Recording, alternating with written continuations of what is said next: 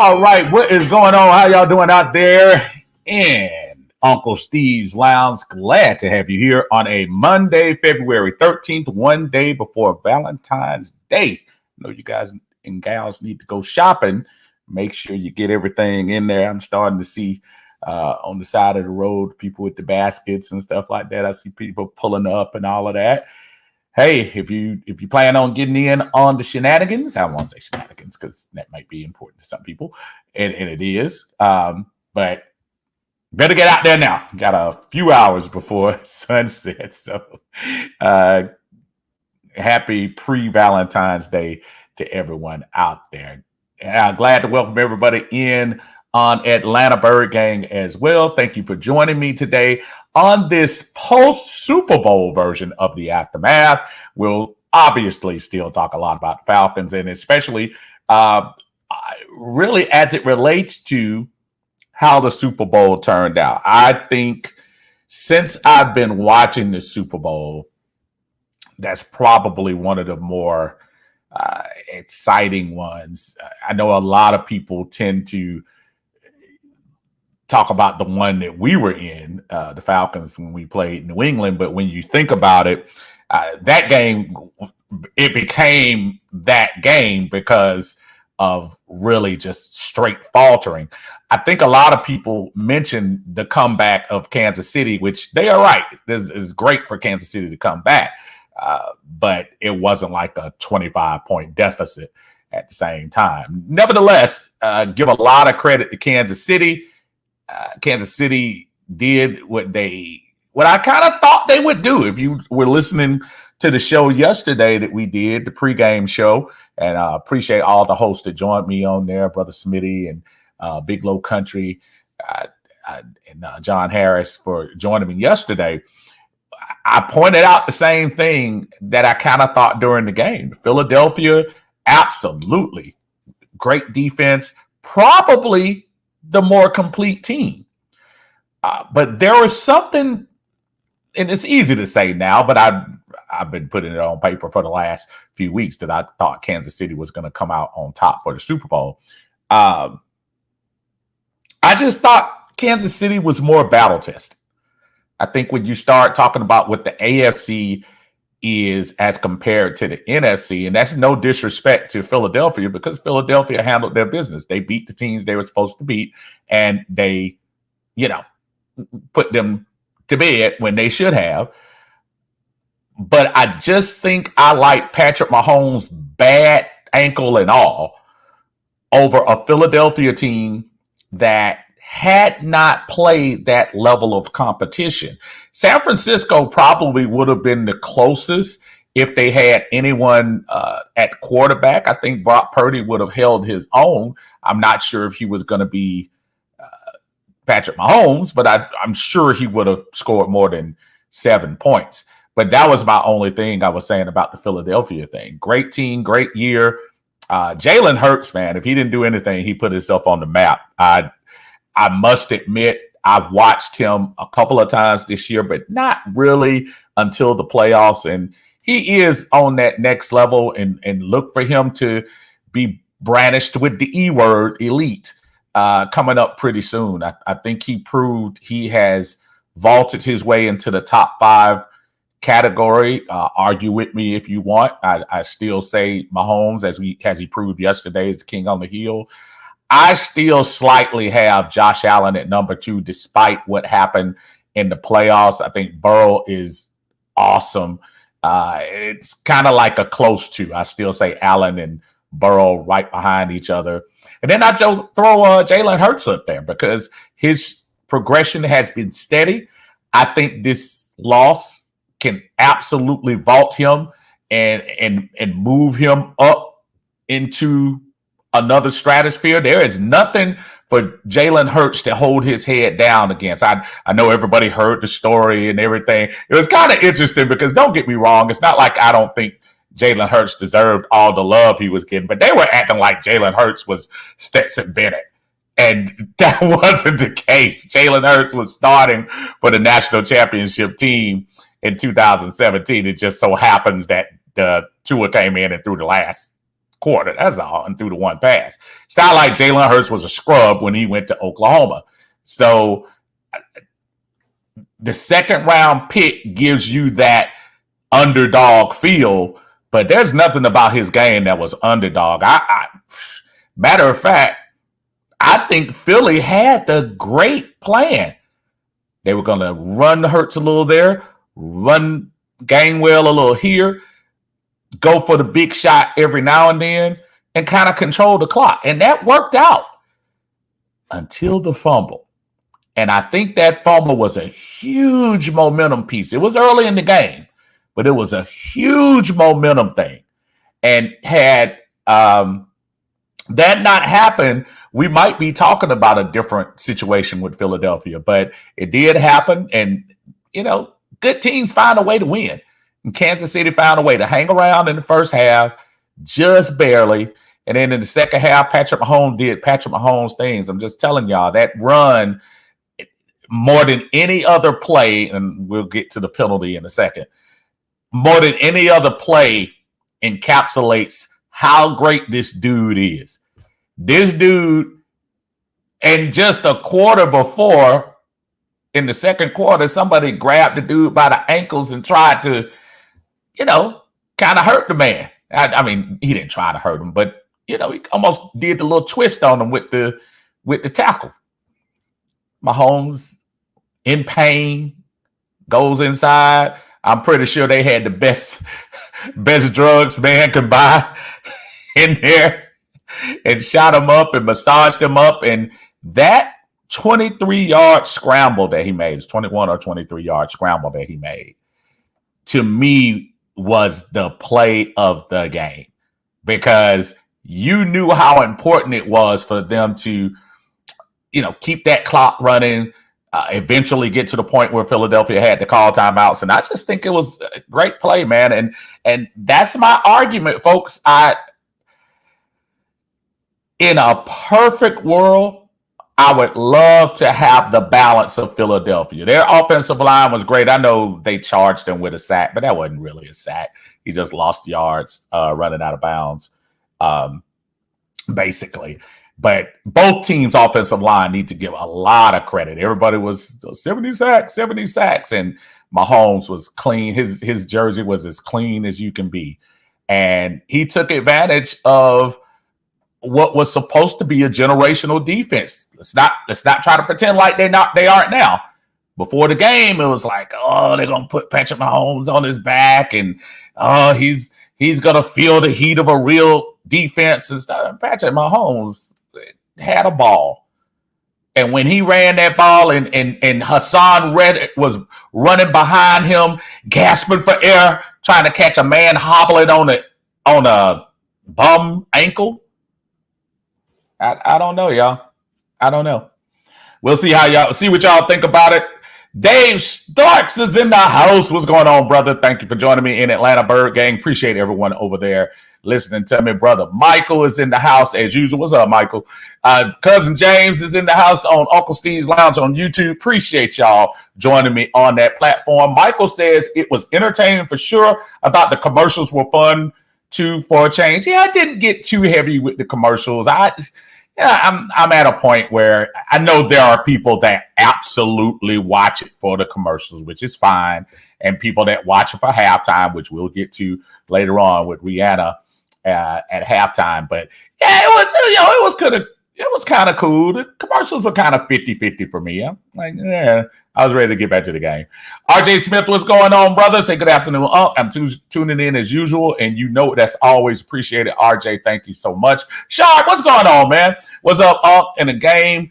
But my bank account was getting mad at me at halftime because of a big bet, but it is $2,500 happy after the game. My brother, congratulations. I saw you put that in the show yesterday. Thank you so much for watching, and congratulations on that money, man. I see you probably listen to your uncle, man, and your uncle told people by 3. We'll see. We got Facebook user. What's up, Steve? Good Super Bowl. Other than the Devontae Smith losing his balance, I really felt like he got allergic to the end zone. I think Philadelphia had a good game plan.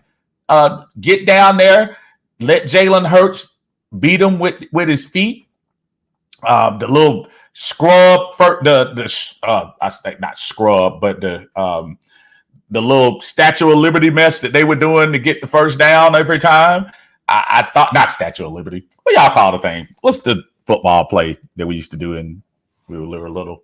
And everybody just used to line up and get pushed back. But anyway, they did that 7-8 times. But Jalen played a great game, man. Jalen played a great game. Says even though they end up with a TD. James says KC has a very creative offense that I think the Falcons don't have. Yeah,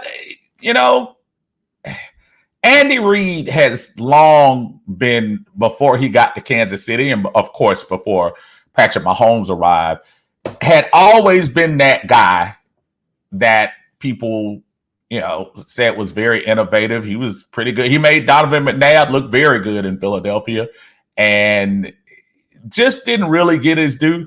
But I think the last couple of years with these 5 straight championship appearances and now 2 Super Bowls, is it 4? No, 4 straight, 5 straight, whatever.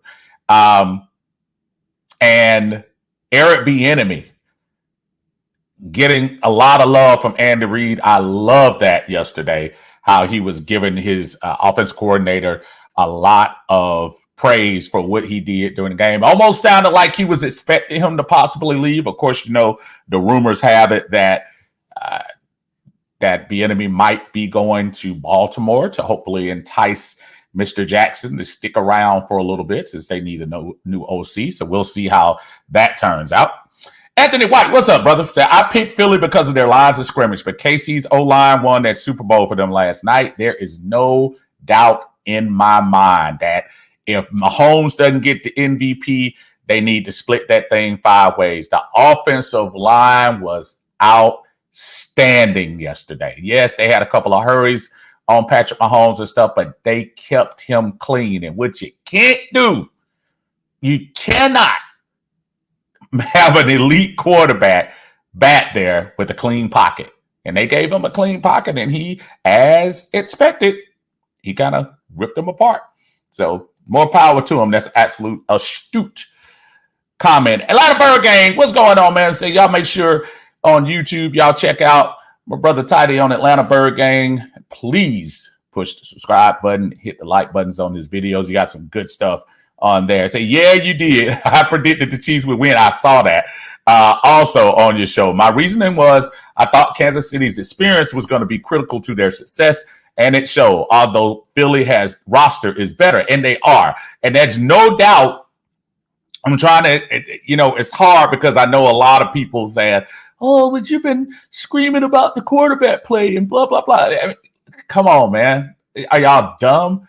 I want the Falcons to have the most complete roster. If that means an elite quarterback and a great defense, that's fine.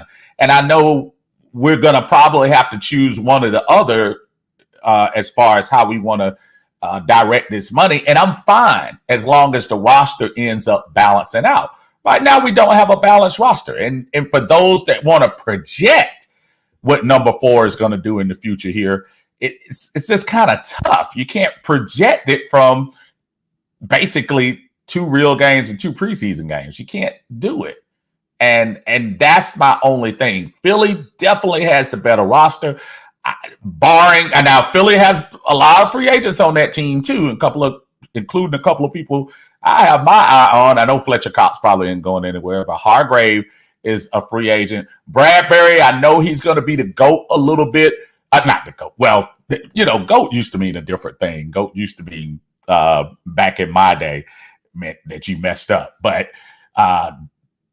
Bradbury definitely is the guy that a lot of people are saying, "Oh man, the holding call." My take on that, just for people who want to know, it was the right call. And for those who, and I understand, I'm definitely not going against it. For those who want to say, "Well, they weren't calling that early in the game, why would you call it now?" 2 points. One, you could call every single football play ever, you can find a penalty. I don't care whether it's holding. They held Chris Jones so many times yesterday. It wasn't even funny. I saw a couple of the Philly guys rush come in there and in Kansas City, kind of did a little tackling on a couple of the guys that wasn't called. But I feel like at that point of the game, under 2 minutes, it would be more scrutinized for you not to make the call than it would to say, let them play ball. Because by the letter of the law, the guy even said it himself, it was holding. When you have a guy's jersey and you see that pull, what are you going to do as a ref? You see him. And for those who say it was overthrown, no, it wasn't. He would have made that. If he didn't get held, he was headed to the back of the end zone. That throw was perfectly put, and I think that would have been a touchdown. So I do think from that standpoint, that was absolutely the right thing to throw the flag. And look, Philadelphia, for the vaunted defense they had, they gave up 38 points, folks. Well, technically 31 with the defensive touchdown, but they still gave up 31 points. I don't think there was a soul out there that thought they were going to give up that much. Facebook user said Patrick Mahomes was higher than God Almighty. I don't know about that, but he was very good. Out of your Falcon mind, what's going on? I don't know if this is John or Mike, but whoever it is, I appreciate y'all checking in. Y'all check in with Out of Your Falcon Mind. I'm pretty sure they've been doing a lot of their shorts as far as the defensive line and those prospects that in the draft that the Falcons have an opportunity to get. Please go check them out. Like the videos and subscribe to their channel. He said, even Andy Reid outcoached Nick, and that defense crazy impressive what that O-line did in that front. I will tell you when I was done with Nick Sirianni. When he was crying at the national anthem. Now, let me preface myself that I'm a veteran. I get the patriotism and all that. But Nick has always seemed to be Dan Quinnish to me. And I think I've said this before, where he's one of them cats that I think he's a rah-rah guy. He likes the camera. He knows the camera likes him. He knows it's around. He's always Mr. Every time I see him. And that works for a while, as it did here. It works for a while. Then eventually, all that plays out because nobody was doing all of that rah-rah stuff at the end when your team is what? Kansas City scored on every possession they had in the second half, right? And I know he's not the defense coordinator, but at least he should be knowing what's going on with his team. I'm not saying I'm not a fan. I think it's anytime a team can come in, a coach can come in there and kind of rejuvenate things and get things going in another direction. That's cool, but overrated to me for now. Do it for a couple more years and I'll see. David Starr says, I'm kind of with everyone that says Philadelphia defense got exposed, but Hurts was exceptional last night. If not for him, Philly gets beat by 10. No, Jalen Hurts arguably was the MVP last night. You just can't give it. Well, they've done it, I think, once in Super Bowl history where somebody from the losing team got the MVP, but these days you can't do it. But Jalen Hurts was outstanding. But Jalen Hurts also put the ball on the floor, on the ground where there was no controversy, no exchange with the running back. He flat out dropped the ball at a critical time when Philly could have gone up 2 touchdowns. And I think you could have maybe Big Mo would have been kind of pressing on. I think that was huge. But Jalen Hurts has nothing to hold his head down about. But yes, Philly's defense, they did get exposed. They absolutely did. And whoever was coming up, whether it was Eric Bieniemy or Andy Reid, now Andy deferred to Eric Bieniemy, but I think some of them plays, I don't know. If Eric Bieniemy was calling that, then I don't know why that guy's in the head coach. The one where they do the little motion through the line and Tony just stopped in full sprint and just faded back. I thought that was so great. And then the other play on the other end on the left side where they did the same thing. Man, that's just some good stuff right there, y'all. and so I got to give Kansas City a lot of credit. Dallas Cowboys, Johnny, what's going on, brother? Said Philly defense got exposed. Absolutely, they did. They did, brother. No doubt in my mind. And I know every Dallas fan was loving it as they the Philly fans. The Philly fans were booing Dak Prescott, the Man of the Year award for your things you do off the field and all of that. And he was getting the award. The Philly fans, they could care less what the award was about. They saw a Cowboy and just lost their mind. So that was kind of funny to see. But yeah, their defense got exposed. You got to say it, man. What was the overriding thing everybody was talking about coming into this game? They weren't talking about Patrick Mahomes' ankle as much. Everybody was talking about the 70-plus sacks that Philadelphia had. Their defense was one of the better generational defenses we had in a long time. There was a suffocating defense. They ran through the playoffs and all of that. And none of that came to fruition. The only reason, to me, Kansas City didn't score as much as they did because Philly held on to the ball. Smart tactic. Philly held on to the ball the first half. Now, once Kansas City made defensive changes, I started noticing when Jalen Hurts was trying to get to the outside, as they should have, the edges like Clark, they start, kind of closing out that, not stop trying to close the angle in so much to the inside, start going outside. And that made Jalen Hurts kind of push his pocket back a little bit. Now, a couple of plays he still made the throws, but they just made some better plays. But yeah, Philly's defense absolutely exposed. Atlanta Burger said it was just the Chiefs' time last night. They had one Super Bowl, but numerous heartbreaks in the playoffs, and the adversity made them better last night. Experience wins sometimes over talent, brother. And you're right. You said it right on. I think these guys were battle tested, not only battle tested from their past losses over the years. I think they were battle tested through the playoffs. When you start looking at it, man. I mean, Kansas City, look, Jaguars are an up-and-coming team. I didn't expect them to give Kansas City a big tussle, but they did. They didn't make it easy.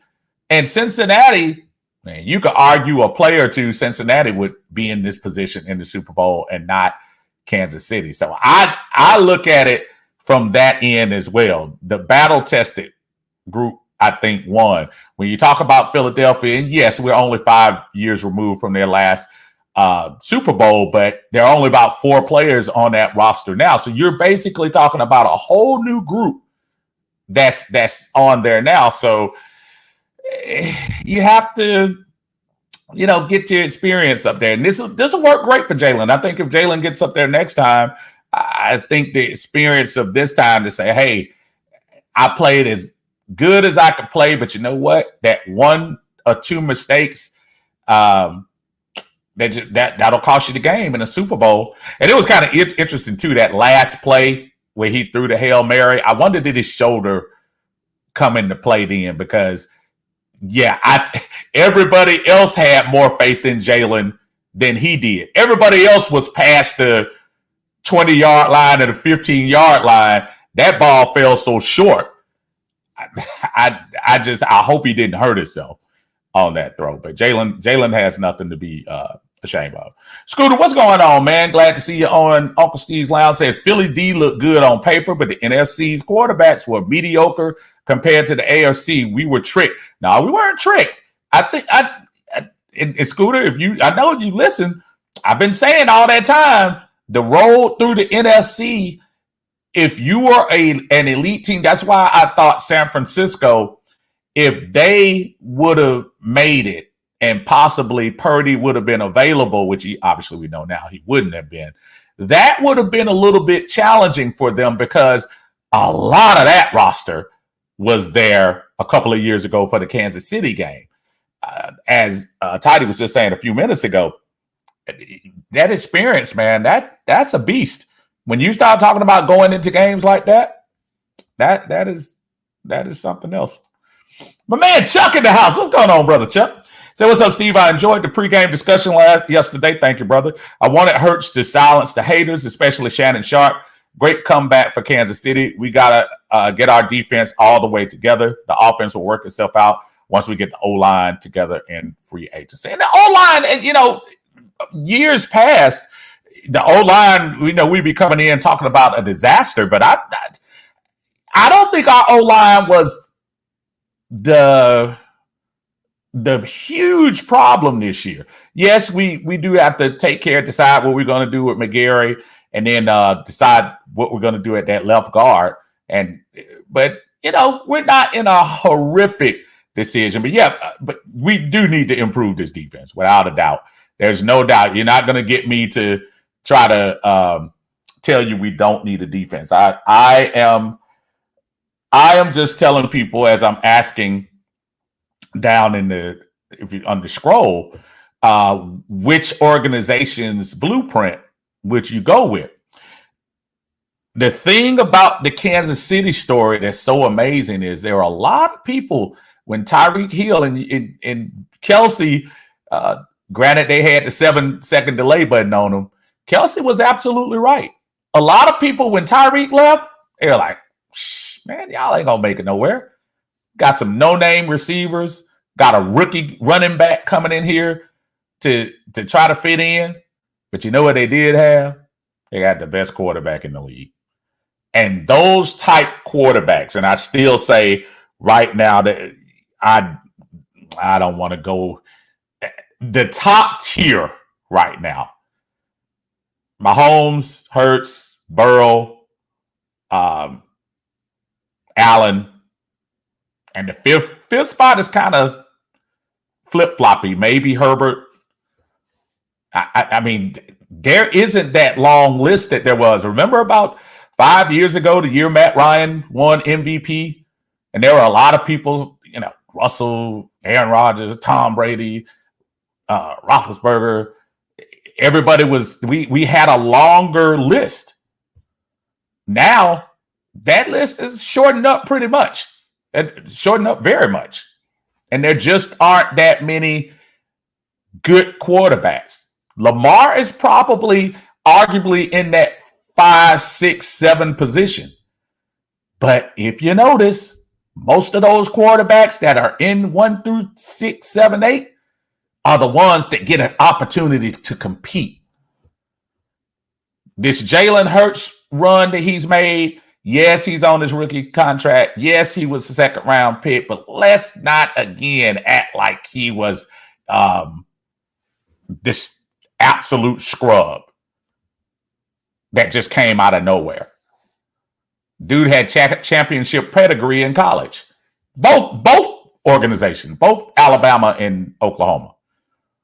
So I just hate the people that just come and, well, you see, they did it with him, so Ritter's going to be the same. Okay. Okay. I want to get excited about the young man too, but Jalen Hurts was the real deal when he came out. Just wrong draft for him to come out in the second round, but good draft for Philly at least. John Harris, what's going on, man? Said, man, KC scheme Philly's defense right out of the game. I think Kansas City only punted 2 times, right? Was it 2 times or 3 times? And they scored every possession in the second half. So the punts had to be in the first half if they did. Kansas City did their thing. Lisa, what's going on? A tale of 2 halves we can relate, unfortunately. Yeah, I know. Right? Yeah, a lot of those Philly fans, I'm going to tell you something, man. Philly fans, man. And maybe because we just don't have that burning anger in this city, a lot of us. How you going to tear up your own city when you lose the Super Bowl? How you going to riot? And I know it was a lot of people, I don't want to act like the whole city was burning down. But that was just funny to me. Philly fans, they wear that, we're the mean guy, we're the bad guy, we're outrageous. They wear that stuff like a badge. And I think sometimes it just looks ridiculous. I saw a little thing today, a little guy trying to fool people. He's a content creator. He went up there and put a little TV on this thing, and he was trying to act like he lost money on it. So he tore up the little big screen TV. I have to remind people, yeah, those big screen TVs are $100 now. Not that I'm going to tear up my TV, but all these little videos, I've seen 3 of them so far, and it's funny. Everybody wants to play the let's tear up the TV thing. And I don't have $100 to just waste, but I just think that whole Philadelphia, we're the meanest. Don't come in our place because we'll spit on you. We'll cuss you out. We'll blah, blah, and all that crap. That's tiring, man. Tiring and old. Brother Winston, what's going on, man? Appreciate you, and appreciate you always pumping up the channel as usual. As I appreciate everybody, especially on YouTube. Make sure you subscribe and or like the video so we can get everything up in here. Appreciate you. My brother Rusty in the house. And I'm glad you came on, Rusty, because I saw your post earlier. My issue with the penalty is that they missed a more egregious holding call on Philadelphia earlier in the game, and it wasn't called. But flags flying with 1 to 2 minutes left in the game, terrible. I understand that the refs might not get every call right, but at least be consistent in what you call.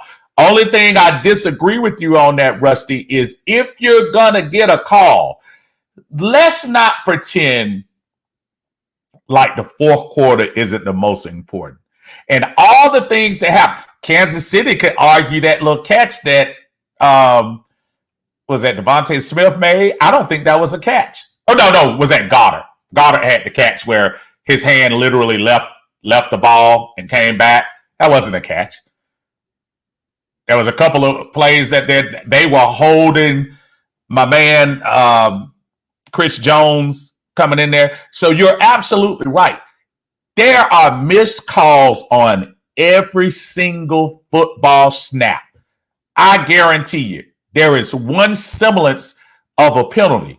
But what you don't want to do if you're the NFL referees is you don't want to miss that call in a critical juncture of the game.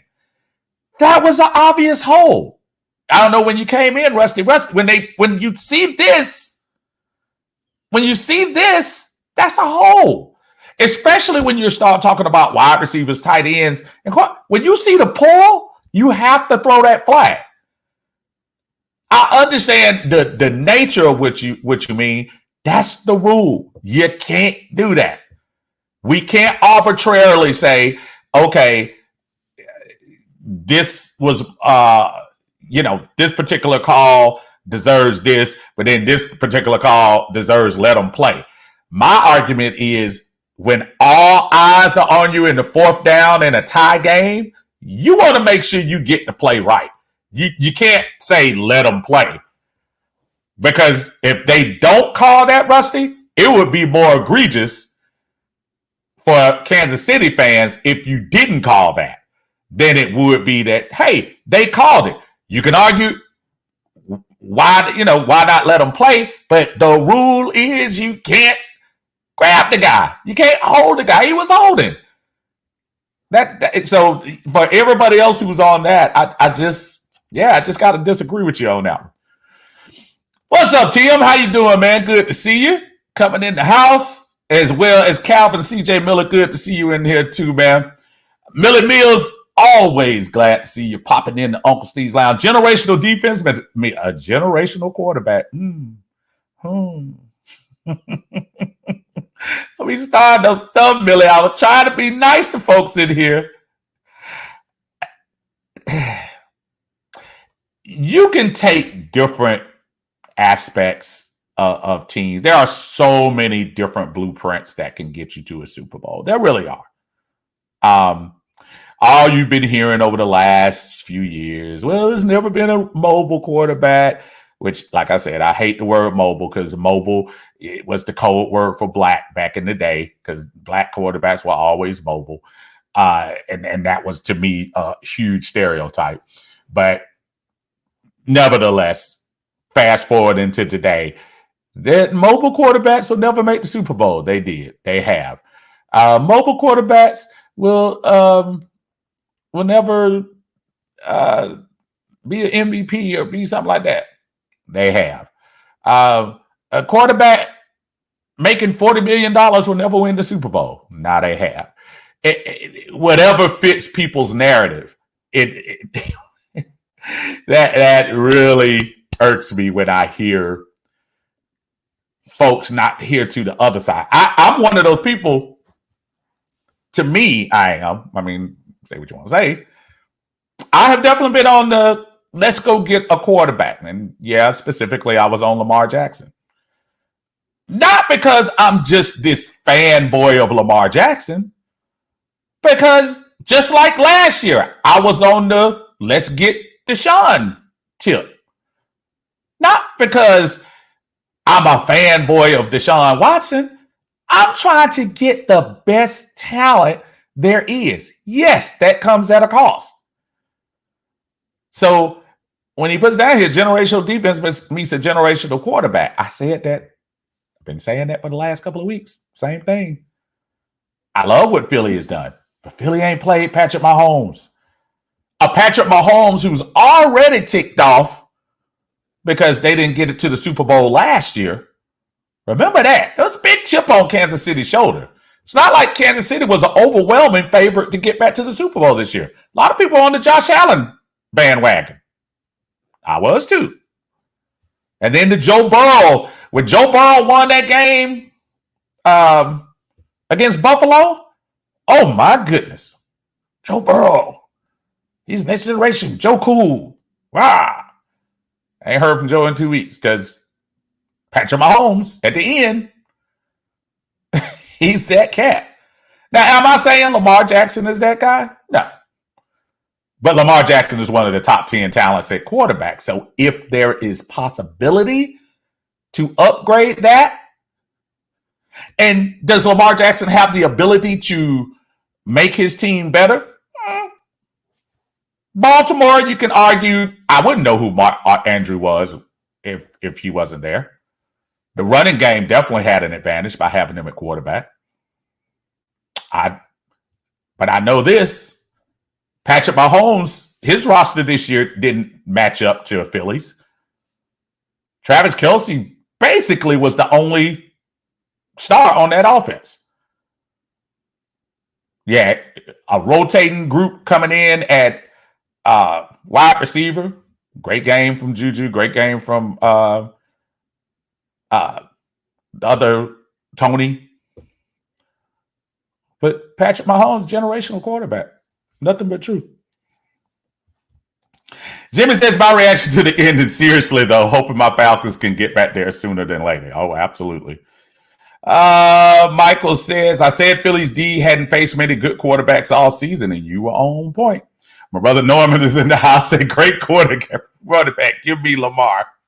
Hey, man, I'm with you. Kenzel says, what's up, Uncle Steve? It's been a minute waiting for the draft, and we will have the draft this year. And I don't know if Tidy's still on there or not. I know we're going to probably be coming out of the Atlanta Bird game feed that we'll have. So we will have our annual draft collaboration during that day.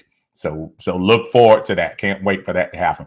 Nephew Armani in the house. Said, great game. Both quarterbacks played great. Somebody had to win. Somebody had to lose. Philly had the better team, but Mahomes was the better quarterback. And here's the thing with that. I don't want to let Philly off the hook, though, Armani, because I'm trying to tell you, there were folks acting like this was the 85 Bears, 2000 Ravens. There were people out there was saying there's no way. The both were great. Yeah, that's true. But I don't know. Dallas Cowboys, thank you, brother. I appreciate you, man. And keep popping in, because I know you pop in during the regular season too. Man, please make sure you check us out and tell your Dallas Cowboy buddies to come on in, man. I don't think we have y'all this year. I think we have y'all. I think we played the East in 2024, but still pop in here. Michael says Hurts did great again. Oh, Hurts is, man, dude. If you didn't know who Jalen Hurts was before yesterday, you need to know that part about the quarterback on the rookie contract is about to end. There's no way Jalen Hurts goes into this season without a new contract. No way. He individually outplayed Patrick Mahomes. Patrick Mahomes with the intangibles outplayed Jalen Hurts. That's it. He did. Jalen Hurts had the stats. Jalen Hurts had the nice plays, the nice runs, the good long balls, and all of that. Patrick Mahomes kind of thought his way through that last quarter. Now, I'm not trying to say Jalen is any less of a smarter guy. I'm just saying experience wins sometimes. Gregory, what's going on, man? Say Jalen had nothing to hang his head down for. He played excellent. Very, again, somebody said it yesterday. Probably the best player on the field yesterday. Probably the best player on the field. But got to give Mahomes his due. John Harris says, now, how did they take that scoop and score away from Kansas City? Well, you know what? I kind of agree with the call, John, and I know how it looked. He caught the ball, and you're supposed to be able to make a football move. Now, I would almost argue that when he did catch it, his 2 feet were down. He looked like he was just about to turn to the front when my man blasted him. But I think that was probably close enough for you to call that an incomplete pass. I don't have a problem with that being called back. But if it would have held up, I wouldn't have had an issue either. Lisa says the fact that Kansas City's offensive line protected a hobbled Mahomes the way they did was impressive. 0 sacks. I made that. I put that on a post yesterday, last night. 0 sacks. Not one. Not 1.5. They kept him clean, and you can't keep great quarterbacks clean. You can't do it. Mahomes is better than a great quarterback right now. He says, "Goat back in the day, me Billy Goat." Right, that's what I'm saying. People don't remember that. To say somebody was the GOAT was not G.O.A.T. It used to be straight GOAT. Absolutely. He said once the player admits it and put it to bed, it was the right call to make. Yeah. I mean, I understand how Philly people might be upset, but that was it. That was the right call. So, what are your thoughts on the other controversial call or no call, the second fumble? Okay, I just said that right quick. So yeah, very close, but I don't have a problem with them not giving him the love on that.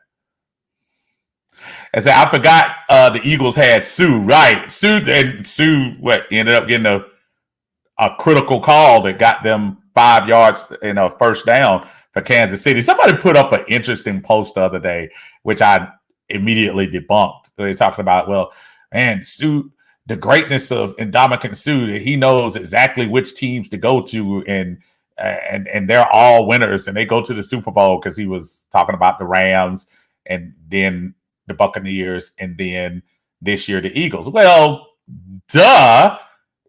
After being in Detroit for 4 years and Miami for 3 years, where he didn't go to the playoffs that much. He played himself. He doesn't sign long-term contracts. He's smart in that sense. And so this year, I don't even think they signed Sue until the middle of the season. So he was fresh. He didn't have to go to training camp. It's a brilliant move, but he's not the reason those teams are going where they were. And that was somebody who put that on a post. I'm not talking to anybody in particular. Anthony says 70-plus sacks, and they got 0 last night. That lost Philly the game. They did. And more importantly, give credit to the Kansas City offensive line. Out of your Falcon mind says because the Falcons has ruined. I think the Falcons. Listen to me. That's such the fact when I see something negative because the NFL has ruined what is or what isn't a catch. Yeah, blame that on the what was that? The Calvin Johnson rule back in the day. Was it Calvin Johnson or Dez Bryant? I think it was Calvin Johnson when they started that. But what's going on, Andre? How you doing, brother? Rusty says these offenses are high on RPO rate, just don't win Super Bowls. That's why I'm not sold on this system. We run with a mid quarterback. We feel better with a top tier quarterback like Lamar.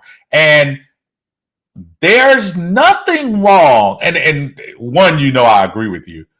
But if yesterday proved anything to me, is that it can work. Let's put that in perspective yesterday. Philly had the right game plan. Their game plan was to run a little here, run a little there, use Jalen here, use Jalen there, kind of methodically move their way down the field and keep Patrick Mahomes off the field. Now, here's the problem. The generational defense from Philadelphia couldn't stop Patrick Mahomes. So they would do 1, 2, 3, and they'd be in the end zone. But Philly would come back again. Methodical, wear them down. And I think it was at one point, Philadelphia doubled their yards, doubled their time of a possession. So the plan was actually working, Rusty. I don't want to act like it wasn't working. I just think in the second half, as we found out in 2018, in February, 2017, sorry. You have to be able to adjust. You can't. I don't care how long Rihanna is out there on the stage. You got to come out there in a mood to pick up right where you left off. And Philly, I think Philly might have started smelling the roses before they really should have. I'm not saying I saw anybody doing anything that was crazy out there, like, we already got this. I'm not saying that. But psychologically, I think they probably thought they had that game won already. I do. Winston says, Brandon Ayuk said 49ers was going to expose the Eagles defense for frauds, but they lost their quarterback and people thought he was just, hey. and if Brock Purdy was in there, who knows? We might be talking about Kansas City, San Francisco rematch. Jimmy says, I rewatched the throw by Jalen, and y'all won't like this, but it's on him. It was short. He dropped back and took several steps forward to launch it and stepped on his lineman. Oh, I missed that part. Unfortunately, that throw had no guts. No, it didn't have anything. I thought it might have been his shoulder. Remember, everybody was talking about his shoulder injury. But I did not see him step on the lineman. So good intel, Brother Jimmy. Francis, what's going on? Say hi, Uncle Steve. Love the chat yesterday. Thank you. And the game was a good one with the quarterback battle. I appreciate you always joining in, and please continue to do so, especially this offseason. We're not going anywhere. We're going to pop in from time to time, especially when Falcons news is available. Nephew says, why does it matter the game was over? Let it go. You leave Jimmy alone, man. Dre says, fake injury, good job. Get that man an Oscar. Are you talking about Mahomes? Travis says, Nick Bolton. Yes, Bolton had a nice game and came this close. I think if he returns that second one, you might have seen a split MVP, possibly. But I think, listen, when my man was out there hurt, and you can't take that away. Dude was hurt. It was obvious he was hurt. But boy, when he ran that 23 yards, I think he's kind of sold up the MVP right there. I think he did. My brother Philip, what's going on, man? Say they are killing me saying Pat isn't a mobile quarterback. I don't think they know the difference. Yeah, I think what people do, Philip, and it's hard because I think these days the narrative has changed so much. You don't see the clear in the pocket passer these days.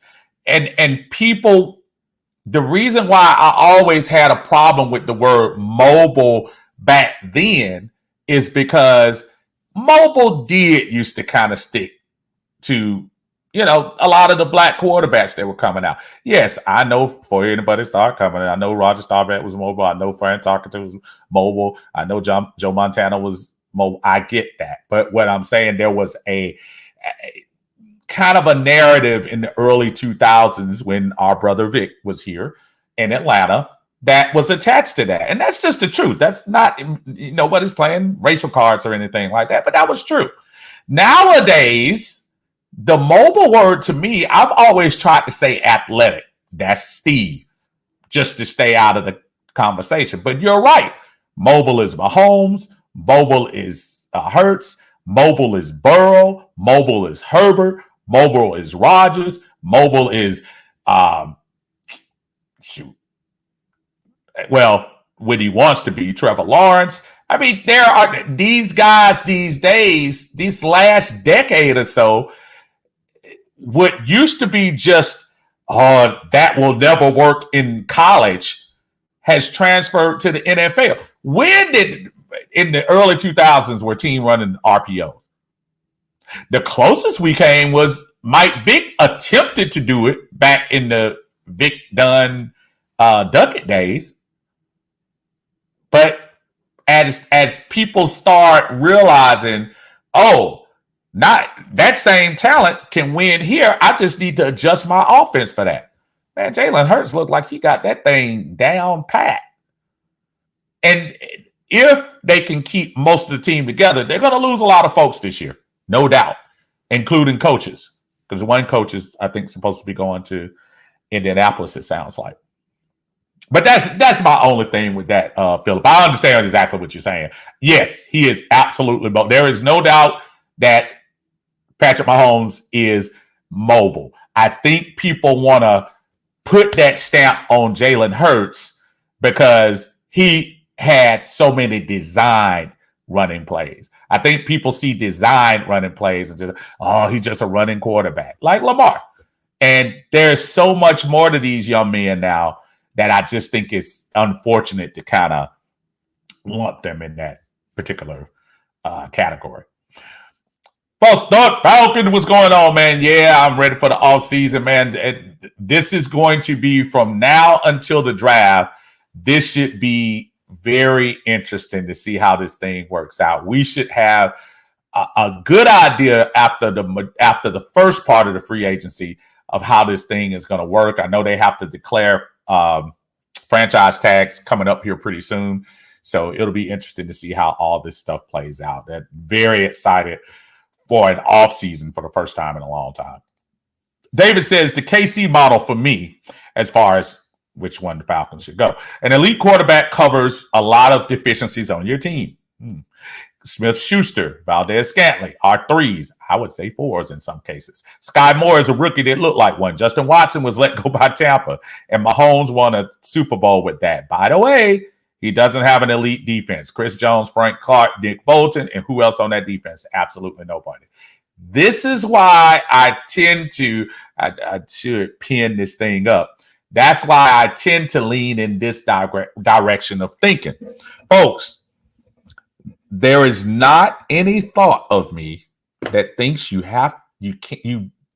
don't need to improve the defense. Of course you do. I would be foolish to say you didn't. But as David said so eloquently, that the great quarterbacks, and in some cases, the really good quarterbacks, can mask some of that stuff. And what's the goal? The goal is to get to the playoffs. You can't say Super Bowl. You can't think about Super Bowl and things like that until you make the playoffs. For those folks who have a problem with that type of thinking, listen,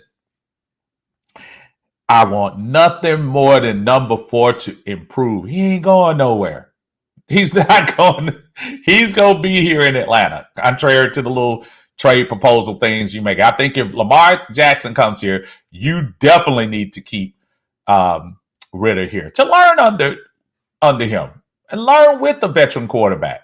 A veteran quarterback that's closer to his prime than Mr. Mariota was.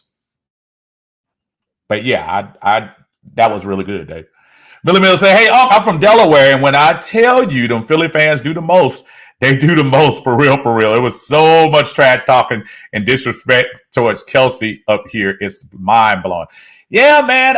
And you know, sometimes when you play the big bully, as Philly fans like to do, when it all crashes down, it just looks a lot worse, man. And I just say, just be careful. There's nothing wrong with some good trash talk. But man, I don't think I'm gonna go tear up Lennox Square and Phillips Plaza and Greenbrier because the Falcons couldn't win a game. Brother Wallace, what is going on, man? How you doing there, sir? Good to have you here on the show today. Miss Laureen Johnson, that is the lady who birthed me. How you doing, Mom? She says, what about Trevor Lawrence and his performance? I think he may be in that position with some of those quarters. Oh, yeah. I think when I said top five, the top four is pretty solid. When you start talking about Mahomes, Hurts, Allen, and Burrow. I think those four right now, I don't think there's an argument that those are the top four quarterbacks at this moment in the league. Trevor Lawrence got off to a slow start this year, but at the end kind of showed you some of that stuff he was doing at Clemson. So yes, I would be closer ready to put him in that fifth position, but that fifth position is kind of up in the air. I'm deferring to Lamar only because we've seen him win an MVP. We've seen him win games, and contrary to belief with a lot of folks out there that say, oh, he's only won one playoff game. Well, you got to get to the playoffs too. He's been 4 times.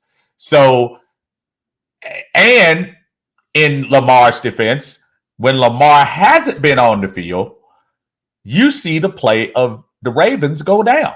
So I would probably tend to put Lamar close to that 5, but it is an argument with him, Lawrence, maybe a decaying Aaron Rodgers, maybe, but a lot of these young kids are just taking over now. Wallace says, well, a mobile quarterback is what a team needs now with the way the league is now with the speed of the defense. Absolutely. I agree with that 100%. Armani says, Mahomes, Burrow, Josh Allen, Herbert. I wonder what all those quarterbacks have in common. What's understood? It don't need to be said. Hey, man, I just said it. You got it right, nephew.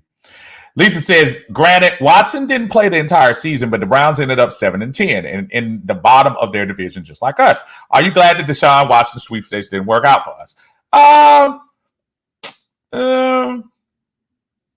put an asterisk on that. One, Deshaun Watson didn't start until December, I want to say, like the second week in December. And by that time, Cleveland was already far out of the playoff picture. So in fairness, to say 7-10 and attach Deshaun Watson is kind of not fair. But I would have loved to see him here, Lisa. I'm not even going to lie to you. I really would. At the time, before he left, and we know he didn't play a whole season, but before he left, he was talked about in that top 5 near the bottom of it. He had the Texans back-to-back going to the playoffs. Really had a nice game, whether it be with his legs or by his arm. I wouldn't have had a problem with it. Of course, I'm not going to sit here and ignore the offseason, off the field things. It would be foolish for me, especially to make, not even make light, but to ignore that stuff. But as long as it didn't reach a criminal level, which none of it did, I wouldn't have mind taking a flyer on him. I wouldn't have. So Wallace says, let's give offensive line a lot of credit for how Patrick Mahomes played and didn't go, I've been giving them kudos since I turned this thing on, Brother Wallace. Toddy says, Atlanta Burger, yes, sir. We are live streaming the draft as usual. Looking forward to it. Yeah, man. We have had some very fun moments, and this year again, unfortunately, we're picking in the top 10. It will be interesting to see what happens this year. But yeah, my brother and I will be knocking that out for y'all on draft night. Lorene Johnson said, what about Isaiah Pacheco? Let me tell you something. great, great auxiliary job for him. In other words, he was somebody that I don't think people thought was going to be a factor because of the great Philly defense. That run defense was supposed to be whatever. He was 15. If I'm not mistaken, my stats, I think he was 15 carries, 76 yards, which is, for those with quick math, that's a little bit over 5 yards a carry. Just some tough running. Yeah, he had some runs that they stuffed him for a yard or two, but he also had some runs where, dude, his giddy up is so. My son was sitting there watching the game with me, and he ran angry, and he did. But his contribution to it, even though he didn't have a touchdown. Oh no, he did have a touchdown. I'll take that back. But his contribution to that game can't be understated. He had a really good game yesterday. Doug J in the house says Andy Reid came dialed up, especially in the second half. Absolutely. And there was nothing that Kansas City did wrong in the first half. I just think Philly had a better game plan at the start. They just didn't finish. Wallace said it showed that whoever had the ball last was going to win the game.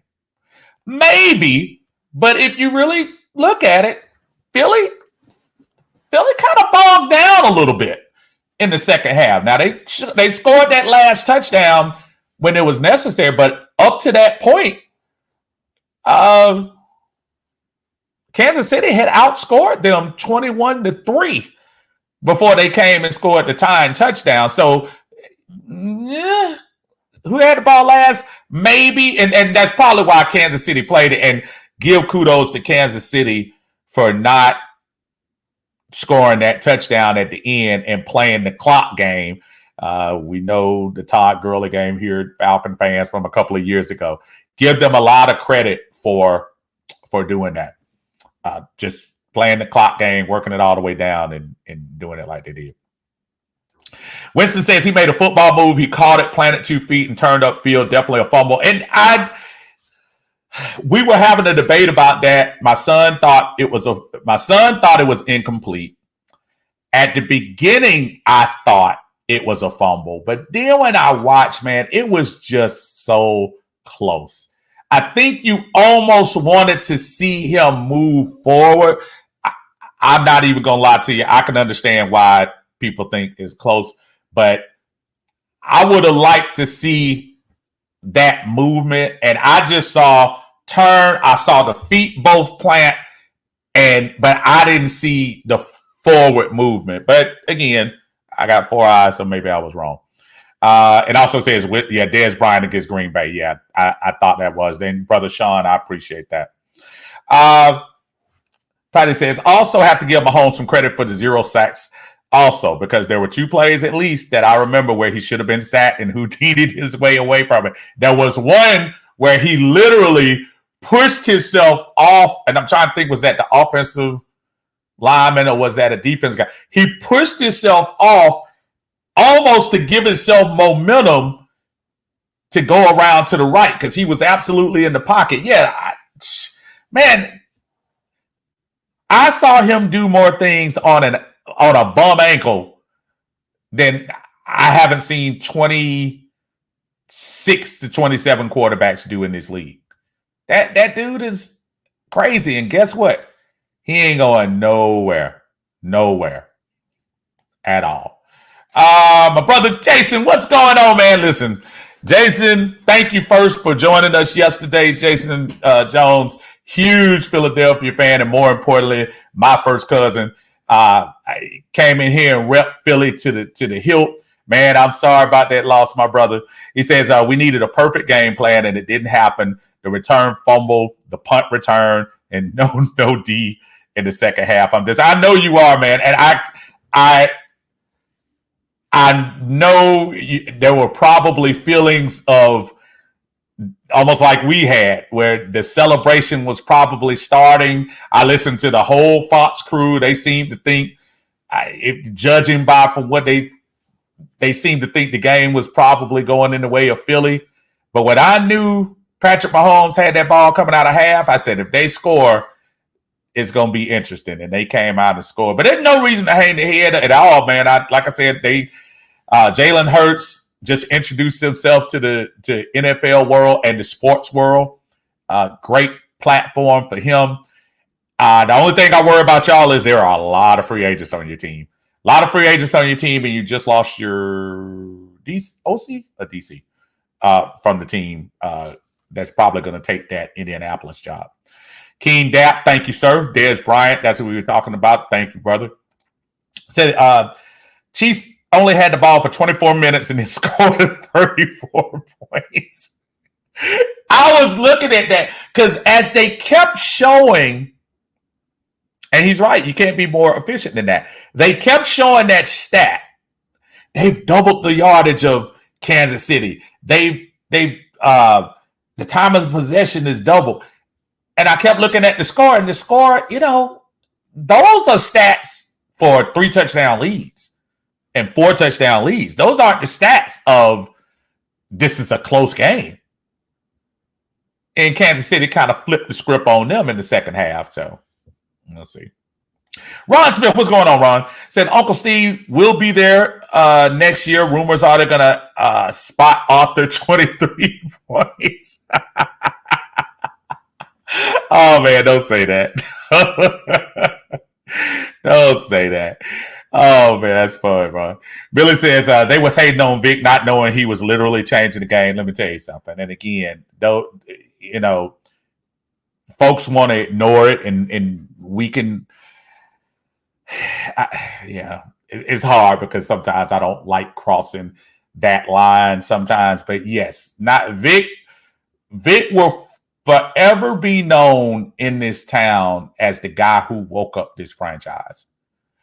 As much as the Super Bowl that we went to in '98 was just an outstanding season, and everything that went into that season, and the 14-2 record, the upset in Minnesota, and all of that got in there, I still say some of those, the most exciting moments was from the year Vic took over as starting quarterback up to the year he left. And we were looking at it at Mr. Excitement, but what he was really doing, he was really blazing the way for those quarterbacks that were coming before. Was Vic the greatest passer in Atlanta? No. He could throw it far, but he wasn't the greatest passer here. He improved his game when he paid his price, came back to Philadelphia, and probably showed us what should have been in Atlanta under probably a better coach. But he showed glimpses of what quarterbacks with more athletic skills could do in that position. And for that, he needs to get his due. I'm not telling you Hall of Fame or whatever, but a lot of the young generation guys get it. A lot of the younger guys give him his love, and he should get his love because he was just uber talented.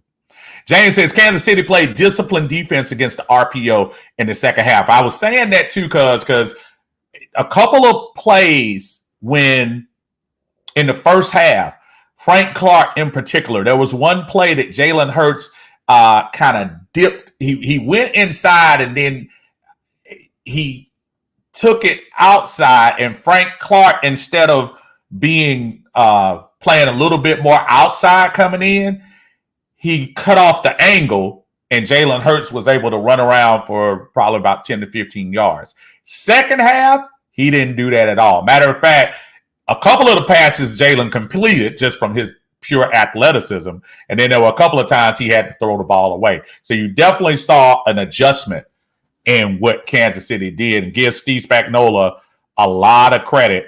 He couldn't do it as a head coach, but we might have to start giving him credit as one of the better defensive coordinators in this game. Because if I'm not mistaken, isn't that 4? Because he did 2 with the Giants, right? Was that 2 with the Giants and now 2 with Kansas City? I could be wrong, but double check that with me. Macario, what's going on, brother? Say, I can't believe the season is over, and that was a good Super Bowl. Pat had good support from the team, tight end, running back, wide receiver. Everybody stepped up and when needed, and that opened up the surprise run for the game winner. And again, that last drive was so masterful that it wasn't even funny. Just awesome stuff. How you doing, Miss Sabrina? Nice to see you coming in with us. The NFL's trying to strip the Chiefs of the Super Bowl win, saying Mahomes tested dirty after halftime. Any excuse. Sad. Well, I mean, hey, everybody will try anything just to talk junk. JJ the Great, what's going on, Uncle Steve? I finally got to catch one of your lives. Thank you, JJ. I appreciate you coming in here. Thank you very much. Millie Mills in the house, and Pacheco runs like he mad at the ground or something. Him and Algier are absolute steals. Algier has a little bit of that in him too. I think Pacheco, because he's so shifty. I mean, Millie, my son said it to me several times, and you've seen those angry runners.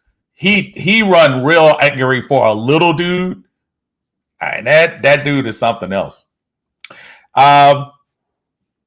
Way off subject, Steve, but Pro Football Talk just reported that Greg Olsen's salary will drop from $10 million per season to $3 million per season once Tom Brady joins the crew. Ouch. I'm gonna put money that if that narrative is true, that will change. Greg Olsen had a nice call yesterday. And normally, you know, the focus is usually on the game and the commentators. And I know when Tony Romo was there, you know, Tony came with a kind of a preconceived, you know, I won't say aura around him, but just a personality around him. Greg Olsen, we knew of him more because he used to kill us with the Panthers. But dude, his knowledge of the game is pretty solid. And he, I know he was upset about the holding call yesterday. I think he was in line with with Rusty about not just letting it go. But I like Greg Olsen's call. And to make that call have a good call for the Super Bowl, yeah, I have a feeling they'll be adjusting that pretty soon. But that's interesting information. Yeah, I like this call. I thought he was pretty good. Winston says Pacheco reminds me of a young Devontae Freeman. Oh, Lord, don't say that around Tiny. And they both run rugged and run away from you on the outside, but doesn't shy away from contact. I'm from contact. See, I'm saying contract because I'm thinking Freeman. At all times with a smaller stature. Now, Devontae was, especially those first couple of years when he came out of here from Florida State.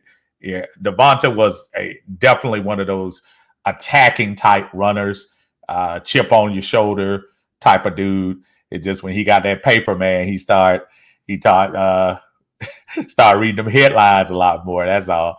But yeah, I could see the comparison. JJ the Great says Kansas City straight up out-coached Philly in the second half. That's just no doubt about it. Andy Reid out-coached Dan Quinn light in the second half. And that's the truth.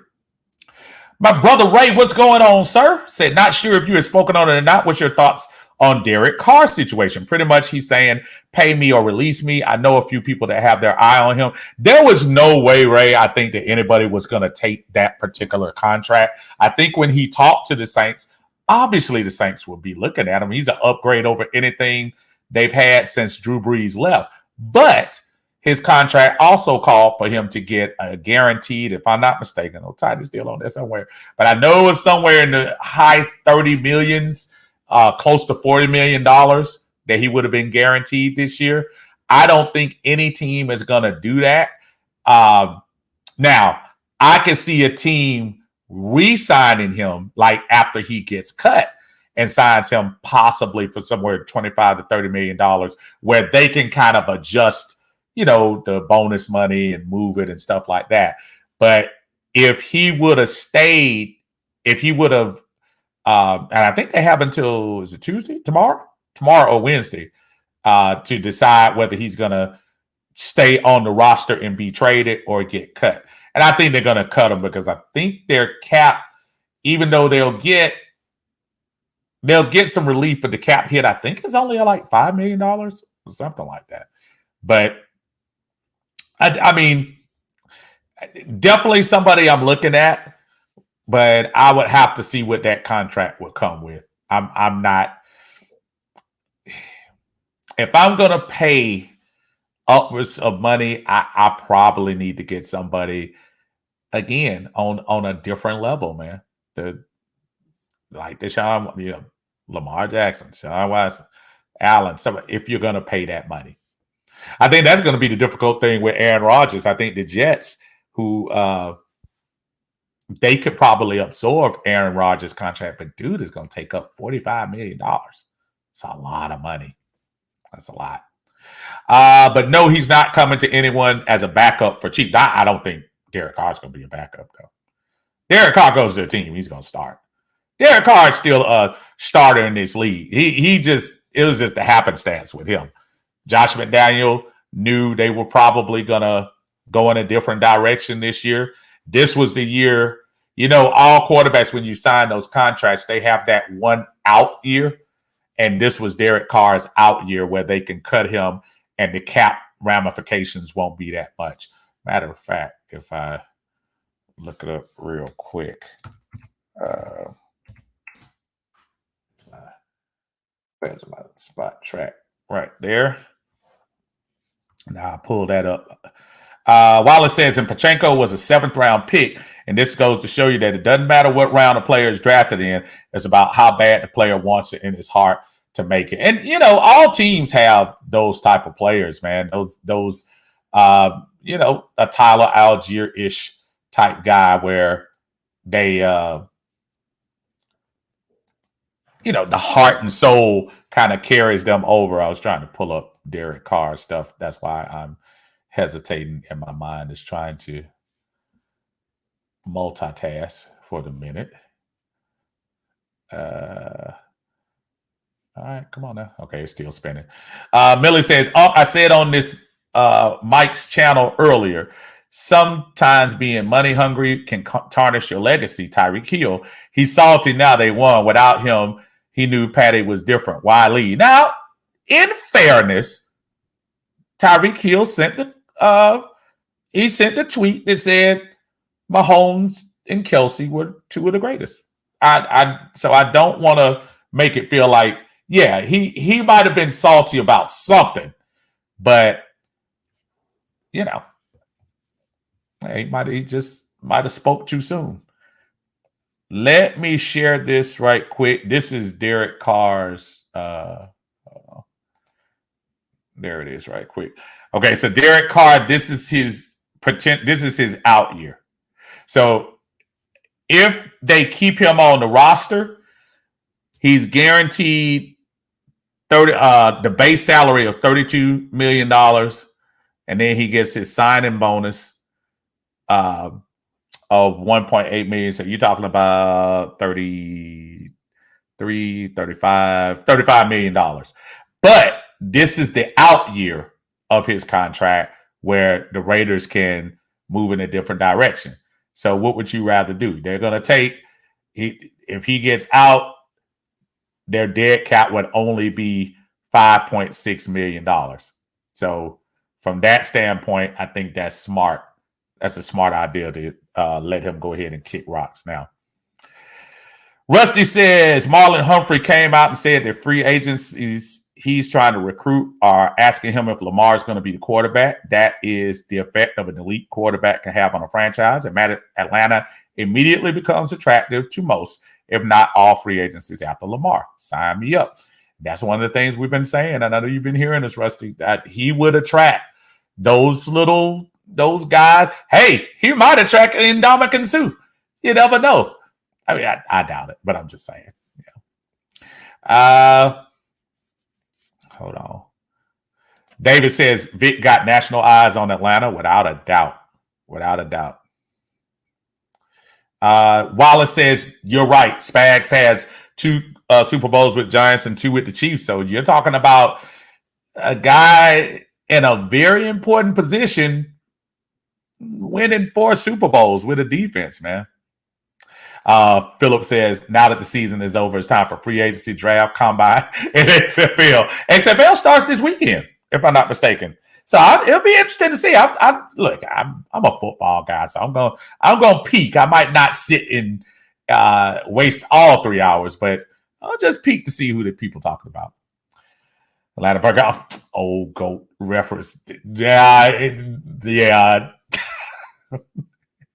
You know what? I hope to get Devonta Freeman on here one day, man, just to talk. Because I did. I'm not going to lie to you, man. Devonta Freeman, I just remember that game against New Orleans when we went to New Orleans in 2014, and the year we came back and set up us against Carolina, and Carolina wiped us out.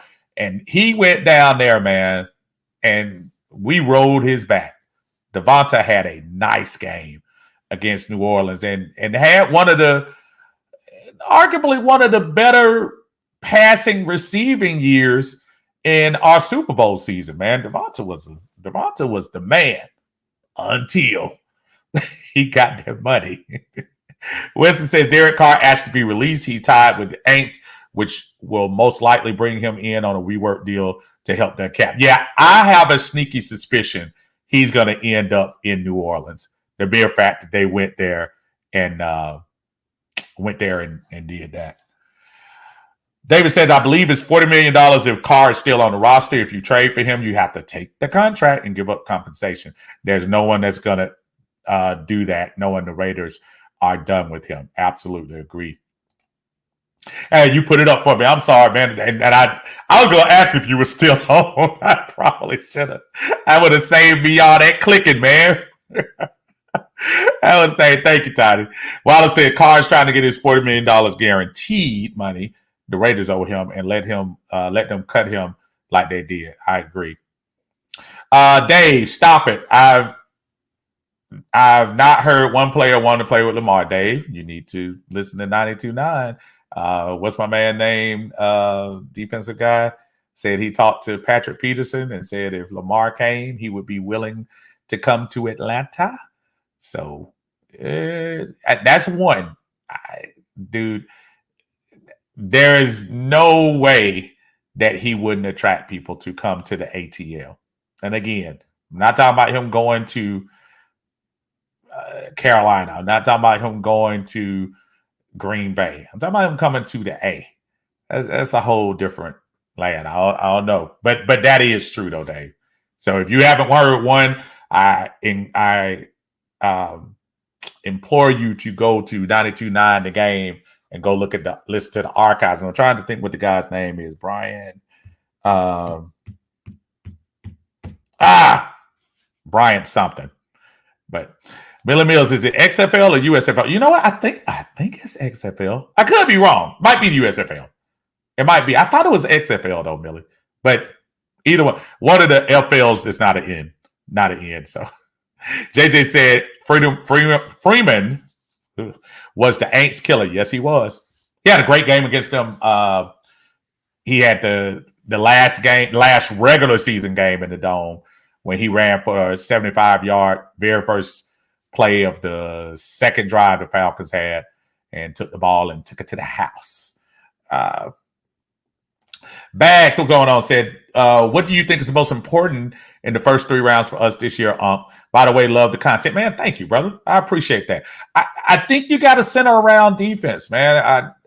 I know everyone is on the edge rusher, which I believe is definitely important. I don't want us to ignore the cornerback position, too. Whether Casey Hayward stays or not, you still need another cornerback in today's NFL. You need 3 to really roam the secondary back there in the back. But I look at edge, D tackle to go next to Grady, and a cornerback. That's where I'm looking. James says, live in Maryland. Most fans are terrified if Lamar leaves. Yeah, I've heard. But then I also heard a lot of people say, good riddance if he's going to ask for that much money. Toddy says, I remember that game against Tampa late in the season in 2017 when we had to win in order to get in the playoffs. Old Go Freeman put us on his back. And had 200 all-purpose. I remember that game. He sure did. He did. He had some shining moments. And that was the year. It was kind of weird, though, because that year, that was the first year of his contract. And I don't know. I mean, maybe guys hit that wall. I know he had a couple of moments when he went to Baltimore and did his thing, but it's just always interesting how some people's wall hits a little earlier. But David says USFL doesn't start till April. Okay, so this is the XFL. My bad. I think I said XFL first anyway. Ray says, yeah, Carr has told the Raiders to pay him or cut him, and pretty much has told everyone he's not willing to get traded, so he'll choose where he's going, and the Raiders don't get any compensation. Man, that's the best way to go. I mean, what would you rather do? Be at the, at the control of a team to where you go because of compensation or something like that? He's at a point right now, I'm telling you, Derek Carr will command, with the number of teams in the NFL that need a starting quarterback, it's not going to be hard for him to find a team. He'll be on a team. He'll be on a roster the first. Well, you know what? I think I saw he can actually, because of this situation, he can actually negotiate to get on a team now. I think I saw that on ESPN, if I'm not mistaken. Hold on. I know I did. Yeah,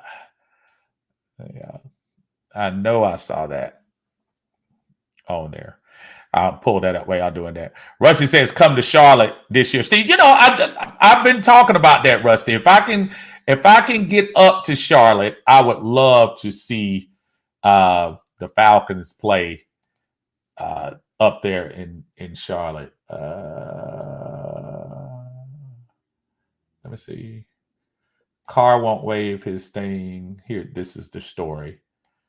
Here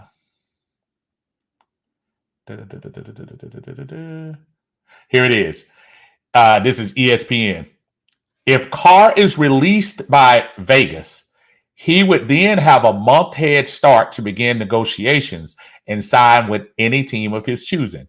Other free agents cannot officially do so until the start of the league year on March 15th. That's because they would cut him a little earlier. So he does get a head start. And that's a great position for him, because for a team like New Orleans, something that needs a quarterback, you can get all that taken care of. Now, what New Orleans is going to pay him, shoot, oh no. Toddy said, let's not forget the GOAT had 1,000 rushing yards and 70 catches and 14 total touchdowns in 2015. I always forget. 2015 is such a lost year for me sometimes, because that was was it 5-0 out the gate, 4-0 out the gate with Dan Quinn, and then we crashed and burned. He did have an offensive year. Julio had, I think, his best year that year too, right? Wasn't that 15 when he had to get? Devonta had a really nice year. And like I said, I'm giving him a little bit of flowers, very little. But Bags, I'm sorry, says, do you trust Terry and Arthur in the offense to do the right thing? I trust Terry. I think the offense, to me, first, before I do that, Bags, and being fair, let me see who we get to this roster. Who is going to be the additions to this roster before I give a complete confidence push in Arthur Smith. I think Arthur Smith has these guys playing well. I think he coaches a run game well. I think there were too many situational play calling things last year that just made me shake my head. I'm not telling you we're in a position to compete with the Friscos and the Dallases and even the Giants last year, but I think we were a couple of very bad play calling games away from making the playoffs this year. Argue with me if you feel like it, but I think we were. So give me a 50-50 on that for the moment, Bags, and then check with me later. Philip said, if it was your decision, which way would you do? Get LJ, upgrade the defense, or can we do both? I think, Philip, and for the sake of asking your questions, I would get LJ. I will also say that, obviously, I still want to do things with the defense. But people forget we have a draft, and even if we get Lamar, we ain't giving away 7 draft picks this year. Not going to be a Herschel Walker deal. But I think we'll still concentrate on getting some folks to help out in the defensive end through the draft. But if I had a choice, that's what I would do. Because just like somebody was saying earlier, when you get somebody like LJ, you're talking about a lot of veterans in this league that say, you know what, I'll have an opportunity to play with one of those guys. And what I mean by those guys is those special guys. Lamar is a special guy. No people want to talk about the injuries. I know people want to talk about how much money he's going to end up making, which is quite honestly market value. For those people who are mad at how much money Lamar is going to make, wait until you see what Jalen's going to get. Wait and see what Jalen's going to get this year. Wait and see what Burrow is going to be offered this year and Herbert next year. Everybody's just calm down. I love Beeson Ritter too. But anytime you have an opportunity to improve your team with the means to improve your team, I think you go for it. Titus says Raiders granted him permission to negotiate with the Aints. Okay, so again, that to me, that already says they probably already made a deal, if you ask me. James says Falcons need a more creative offensive coordinator than they have now. I don't even think Ragone runs anything, man. I think Arthur runs that thing. He's just there in position. Julio in 2015 had 136 catches, 1,800 yards, and 8 touchdowns. And for Julio, 8 touchdowns was a lot. But yeah, he had a great year that year. Absolutely. That's probably one of those all-pro years that he had. But first team all-pros, I should say. JD the Great, what's a move the Falcons would make that would make you upset in the offseason?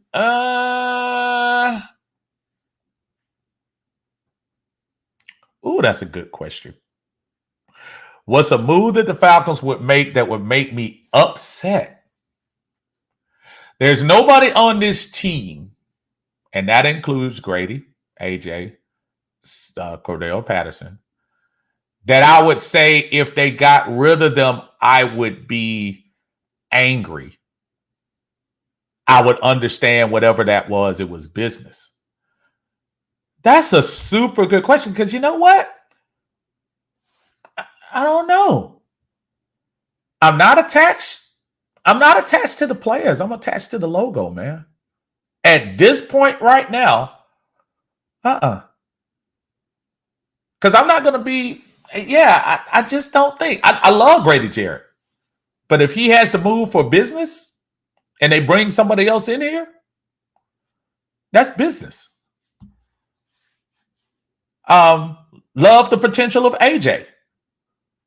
But if it's something that they have to do that's just a major move, I'm not going to be angry. That's a very good question, JJ. You got me. You kind of stumped me on that. If you got rid of Coach Smith, I wouldn't be angry. Drake London, nothing would make me angry. I would have to kind of say, why did you do that? But there's nothing that would make me angry, upset. And I mean that. I'm just going down the list of people that are on this team. Personnel. I'm thinking about the coaching situation. Hey, man, you stopped me. But I think it just reveals that I don't think we are not in a position in 7-10 and 5 straight losing seasons where people are, well, you can't touch them. That includes Kyle Pitts, too. It does. I think out of all the people that out of those people I wouldn't want to move would probably be Kyle Pitts. But, if it's something that's going to help us, I'm all game.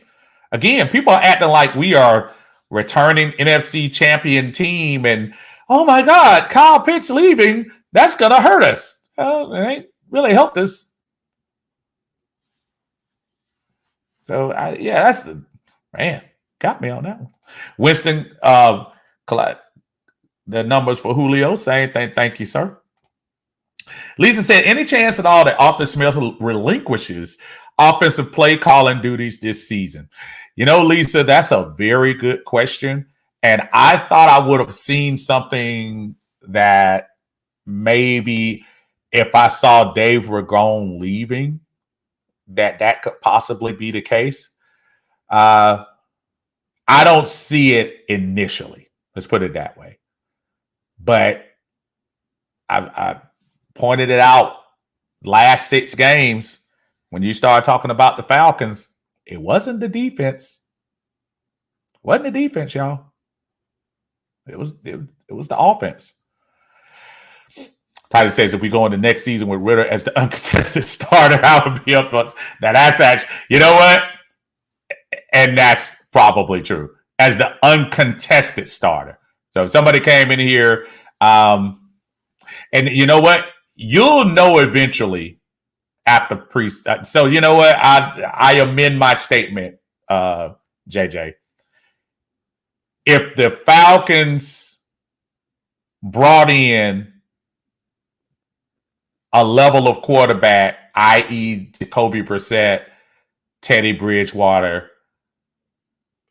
Tyler Heineke, it's obvious that would lean towards Ritter having closer to a free ride to the starter job. That would upset me. That's actually pretty good. Thanks, Tyler. That's actually a pretty good one. Yeah, that's what I'll say. James says, would you support trading Kyle Pitts for more picks? If he gave me a number 1 pick or so, why not? It's a lot. Listen, I still have yet to see, as great as Kelsey is, as great as Kittle is, as great as Andrews have been. When I see people like Michael Pruitt, when I see people like Hayden Hurst, when I see people like Dallas Schultz or Goddard that weren't huge. I think Goddard might have been a number 1 pick, though, maybe. But weren't guys that you were calling coming in to like change the game or something like that. And because of that, I think you can find a tight end. I really do. I like Kyle, y'all. I'm not, like I said again, he wears the brand. So I got to support. But that number 4 pick, man, I'm still a little, I'm not saying Nick Sirianni during the national anthem emotional, but I'm still emotional about that pick because I do feel like that's a pick that number 4. Now, of course, in hindsight, if you redid it, you say Michael Parsons, but I still would have understood a quarterback at that position more than tight end. Kyle Pitts should be all that if he was a number 4 pick as a tight end. Brother Nicholas, what's going on, Nick? So I believe the Falcons are going to follow the course they set in place as far as team building. They're being very methodical. Whether that translates to wins remains to be seen. And team building can be methodical or it can be sped up. I don't think we're in a position to just automatically say methodical is the way. These teams that have come up, Philadelphia, they had a really good situation where their defense was in a good place. And now they're finding out that they have a above average talented, borderline elite quarterback with Jalen Hurts. A lot of teams, you can't build that particular thing overnight. However, sometimes you can plug and play. My only thing, Nick, is at the quarterback position, I'm wondering how long we have to wait. And having the unknown is what bothers me. It's not I mean, there's no doubt if Lamar comes here, we know what he brings to the table. Nobody can assume injuries. Nobody can assume whatever. But the wild card is Ritter's growth. Now, who knows? He might go to quarterback camp, as John Harris been trying to send him for the last few weeks. He might go to quarterback camp, come back, gain some weight, get some speed, get more accuracy, and quiet the critics. And that's fine. But just right now, I just think this fan base just deserves more. I just think we do. Marina Lopez says, we know Smitty would be upset if they start 15 instead of 4. Yeah. Brother, what's going on, Larry? How you doing, brother? Say, hey, smash that like button. Thank y'all. Thank you, brother. I appreciate you as usual. Long-term contract for Felipe Franks. Yeah, that's a start. David says if Smith relinquishes play calling, it's an ultimatum from up top. And I am going to end right quick. And I appreciate you, Larry, as usual. Y'all make sure y'all check Larry and his wife out in the Dixon Way. Please subscribe to this channel. Live reaction videos of just about all Atlanta sports. Thank y'all for having all the people watching. I appreciate that. I've got to go pick up some little middle school folks to bring them home. I appreciate everybody talking to me on the aftermath. Thank you so much. All the intel, all the comments and everything. Please, again, tell everybody about it. We will be here for the off season, folks. I'm not going to sleep and coming back in September. We will be here. We'll still be bringing information. If there's anything breaking that has to do with Atlanta Falcons, NFL, Atlanta sports, we'll still bring it to you on Uncle Steve's Lounge. And for those on the Atlanta Bird Game, I will always be in there to bring you what I can as well. Until then, everybody have a great Monday. Take care. It was a nice day out there today, too. So hopefully it's the same thing tomorrow. Enjoy yourselves. Have a great Monday evening, and we'll catch you next time. Peace.